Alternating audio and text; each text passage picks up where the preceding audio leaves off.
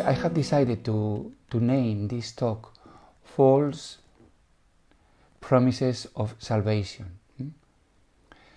Maybe the title is not so accurate because actually there are promises of salvation that are not entirely false. So you have to forgive me. I will try to explain later on why I have named these promises of salvations like false. In any case, I would like to highlight, that there are paths of salvation different from our Christian tradition. In principle, just because these paths are different, it doesn't mean that they are false, but they are really different. And I would like to introduce some of them, actually not many because we don't have much time. I have chosen two so that the difference will be clear and we can tell actually the novelty and also how amazing is the salvation that we can find in Jesus Christ.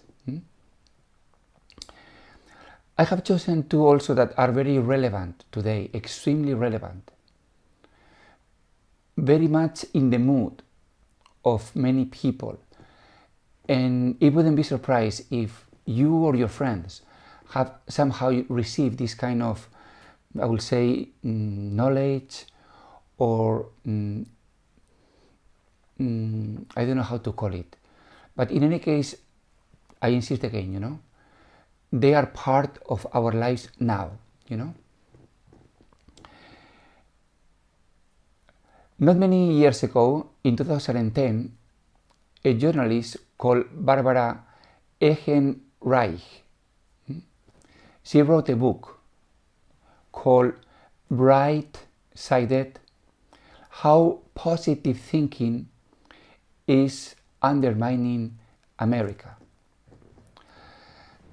In this book, the writer makes a wonderful presentation of what is positive thinking and also the downside, the other side of this thinking. I believe this is very interesting, so I have tried to make a summary, to introduce you about this attitude that is very much present in many people. Positive thinking. Underlying this attitude is the idea that our thoughts can, in some way, mysterious way, affect the physical world. So this positive thinking can also be called thought control or mind control or even self-hypnosis. Underlying again this idea of positive thinking is that we need to block, repress, delete all negativity, all negative thoughts. The basic belief is that optimism, positive thinking, is the key to health and also the key to material success. This is very interesting because it gives the person the power, to control his future. If you are positive enough, if you block all negative thoughts, if you have an optimistic approach to life, you will succeed. But of course, this is also very risky because if you fail, either in terms of health, if you get sick, or if you don't succeed, you have no one to blame but yourself. You were not positive enough.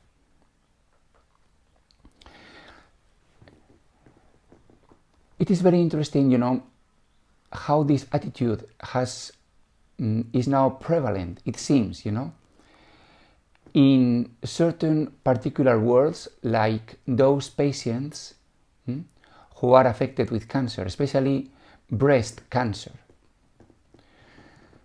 So in this world, in America especially, the words patient and victim, they cannot be told, they cannot be said, because they convey a kind of aura of self-pity and passivity. Instead,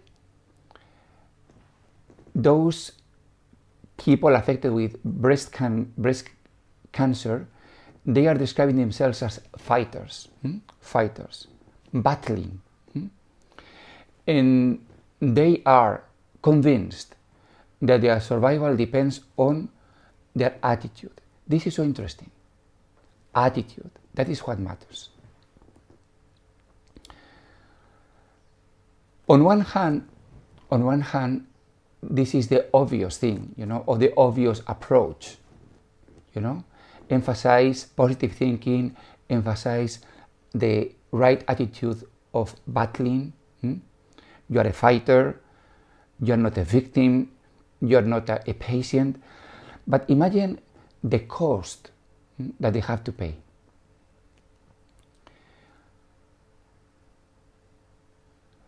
Like, some people may hear this message: as far as I can tell, you are doing all the right things to recover, but you have to continue doing them until the cancer is gone for good. I know it is discouraging to make great progress only to know it come back again, but sometimes cancer is simply very pernicious, very bad, and it requires the utmost diligence and persistence to eventually overcome it.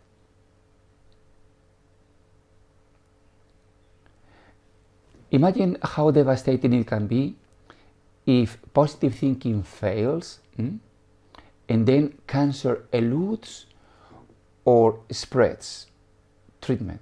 Sorry, if the cancer eludes treatment or spreads, then the patient can only blame herself.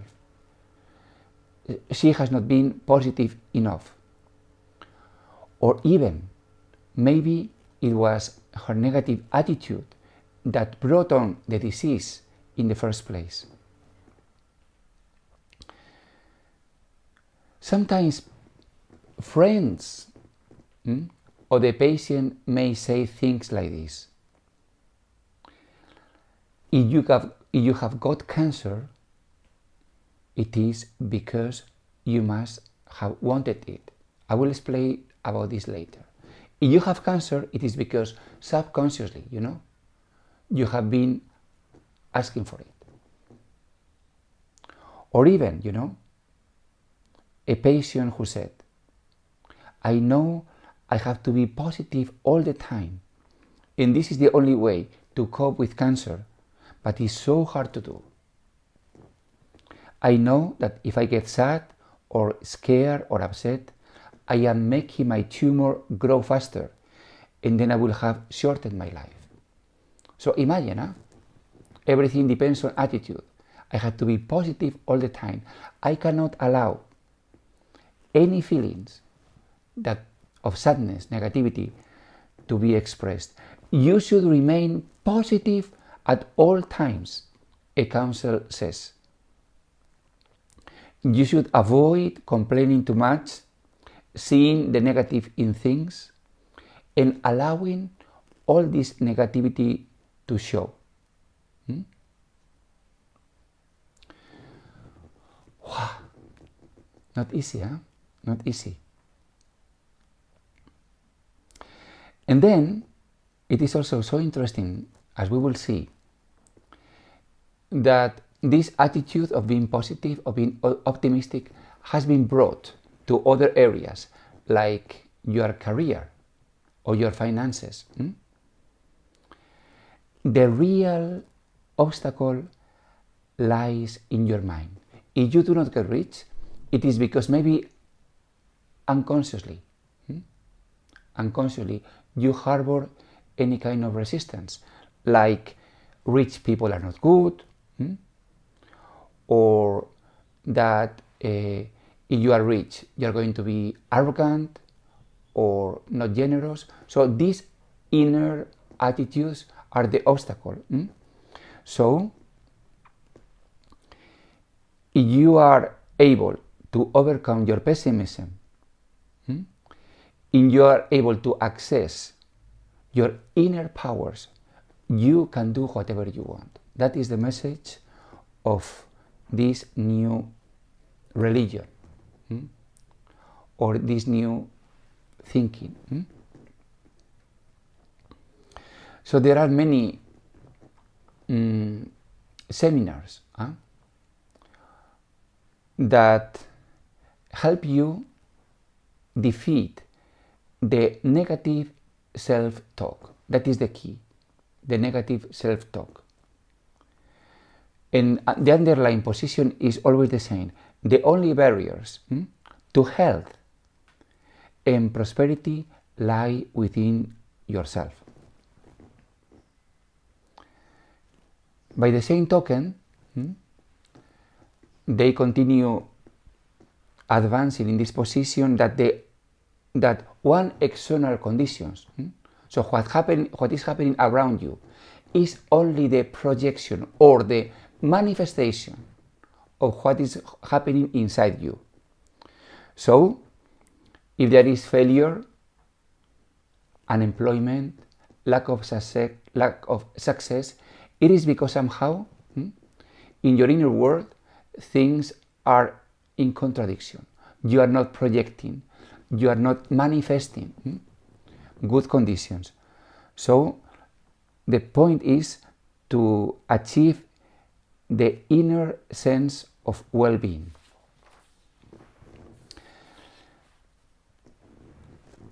Where does all this thinking come from? It is really interesting. It originated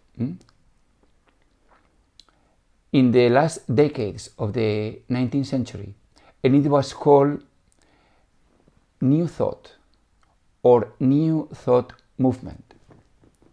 Actually, this movement appeared in the Reformed Church in America as a kind of reaction against the Calvinist way of thinking.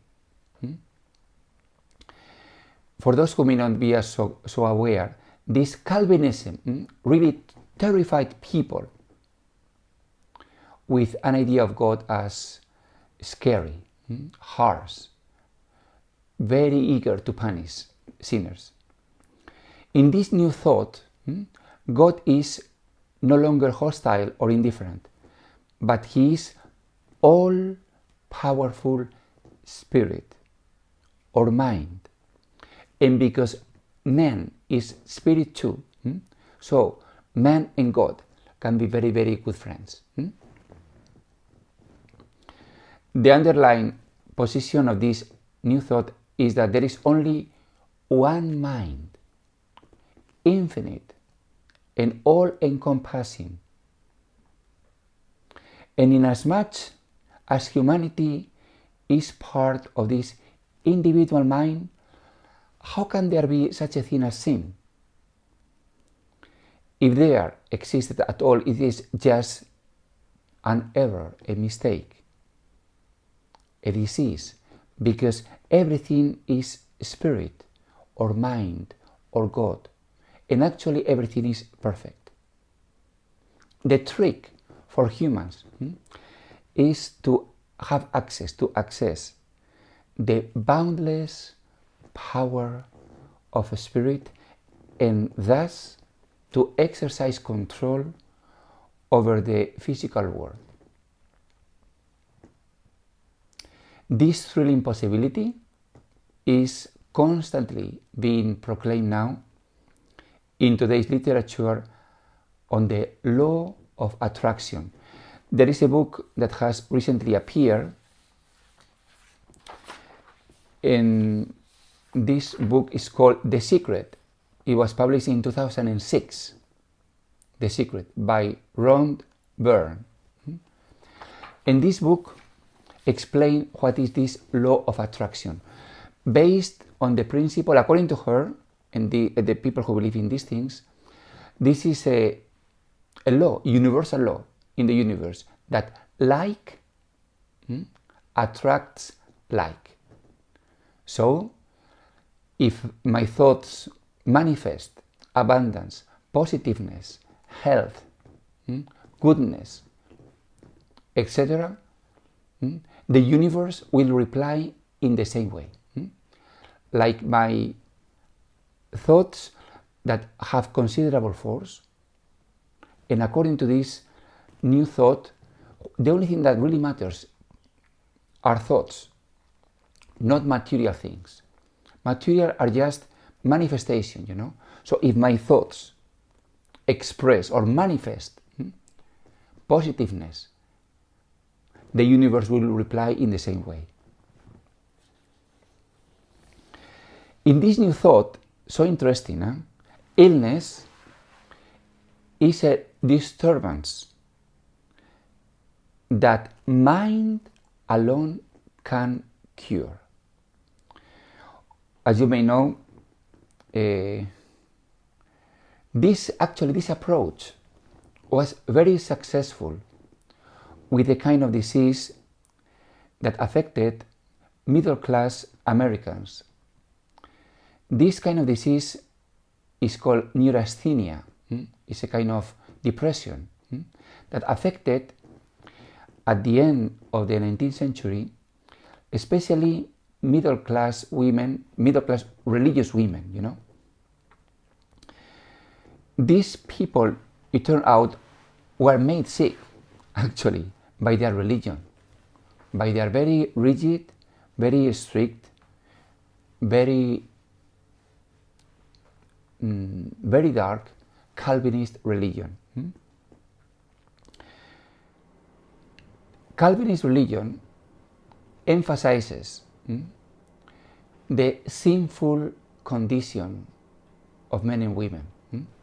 So these people couldn't avoid to be always scared and filled with a kind of self-loathing, self-disgust because of the sinful condition. And it is amazing, but the reality is that actually these kind of thoughts, this kind of attitude, this kind of negativity made people sick to the point of becoming invalids, depressed, without strength. That is the meaning of neurasthenia. Means mental weakness, neurasthenia. So this is one example on how religion can make people sick. And this is very interesting, because this new thought came with the opposite view, extremely positive. The idea is, God is good, God is love, there is only one mind, there is only this energy, these vibrations in the universe. And you can actually, affect your own life by the power of your thought. You can make yourself healthy again. Only by your mind can you make healthy again, because the only thing that matters are thoughts. The other day I was talking about this with a friend, and then she mentioned that actually one friend of him was deeply affected by this kind of religion or spirituality. I'm saying that this is a false promise of salvation. Why? Many of us, I think, will spontaneously believe that being positive is good and being negative is bad. That optimism is the right thing to be, especially when you are sick, and especially if you have cancer. So, what is wrong with that? Again, if in the old religion, all the burden of salvation is on you, and it is up to you to save yourself, to behave properly, to do the good works. And then you will offer to God how good you are. If this is the old religion, it is funny, but because the new religion is nearly the same. It is up to you, entirely to you, to be positive. It is totally up to you to control yourself, but you have to do it. And the reality is that it is not easy at all. If it is not easy to behave in such a way as not to commit any sin, as to not to be guilty of any action, it is not less difficult. It is not less difficult to be always positive, because actually this is what the writer says, that you need to control always. You have to monitor always your thoughts, screening out any possible negativity. You cannot allow yourself to receive anything that could be negative in any way, any anxiety, any doubt, any weakness. All these thinking, all these thoughts are the expression of negativity, and according to the law of attraction, somehow they will manifest, and then you will be sick again, or then you will fail. Or, as we have said before, if I have cancer, and it comes back, and if I relapse, if the cancer relapse, that means that I have been not positive enough. I have no one to blame. Again, the responsibility is on my shoulders. So I have to try harder. I have to be positive. And I believe this is an impossible task, because salvation is not about self-delusion. Salvation is not about pretending or trying to be blind to the negativity inside me or outside me. It is amazing, my dear friends, how in the gospel Jesus Christ appears as a human being and also able to manifest negativity. He was not always positive. Sometimes he was angry. Sometimes he was disappointed. For instance, when he said, Jerusalem, how many times I have tried, to gather your sons like a hen, tries to gather the chickens, and you didn't want. Not to mention, at the end of his life, he cried, Father, why have you abandoned me? He manifested even his despair. So, and this is Jesus, the consummation of man. And he accepted negativity in his life and in the life of the world. Trying to go through life as if everything is positive is equals to self-delusion, and it will backfire eventually. Just to repress, to deny, to be blind to our fear, our anger, our doubts, it will not make them disappear or go away. They will come back, even stronger. So you see, sometimes people say, you have to be positive. If you just have trust in yourself, have confidence, you can do it. You just need to be confident. I remember when I was learning Chinese, and then one of the teachers said, the only thing you have to do is to have confidence in yourself. How can someone say something so stupid? If I have reasons to be confident in myself, I will be. You don't need to tell me that I need to be confident in myself, But what happens if I don't have reasons to be confident? Then just pretend, just try to hypnotize myself. It doesn't work. That is why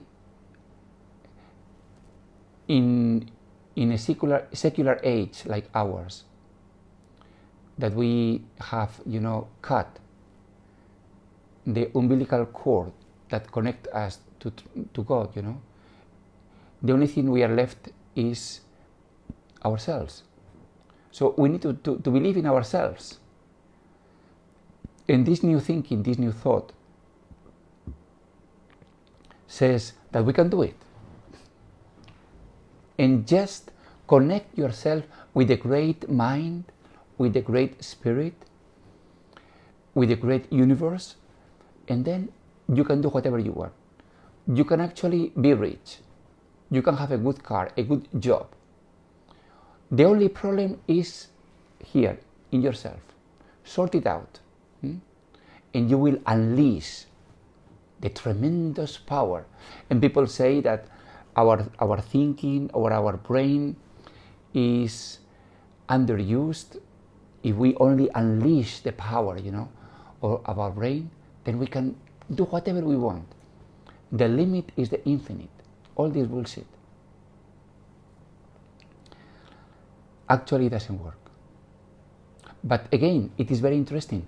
And again, this new thinking is not totally wrong. Nothing is totally wrong.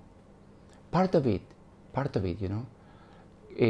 can be appropriate. And actually, psychologists, they help clients, to restructure, to change their negative self-talk, their negative patterns, of approaching reality. Nothing is new. But again, it is the absoluteness of the claim. You can control your life. You can do it, and you must do it. And actually, this gospel is being sold in many talks, in many seminars, in many books, again and again, and people buy it. But this is not what we are preaching. We are not preaching that you can do it, and you have to do it, and you have the tools, and you can control yourself, and everything is in the power of your thinking, and you can manifest. You can manifest. What is the meaning of manifest? That what happens inside me, whether I like it or not, will be spreading, manifesting in the outer world. That is the law of attraction. Will manifest in the outer world. So, if I am sad, if I am depressed, if I am unhappy, all this mood will manifest, attracting like situations. People are not going to like me, people are going to leave me, I'm not going to succeed, I'm not going to get what I want. And the only reason is you, because you were not able to control your thinking, because your thoughts were tainted, toxic, were negative. So, you have no one to blame, only yourself. Change your thinking, and then you will succeed. Interesting, huh? Very much so. But ultimately, a huge disappointment.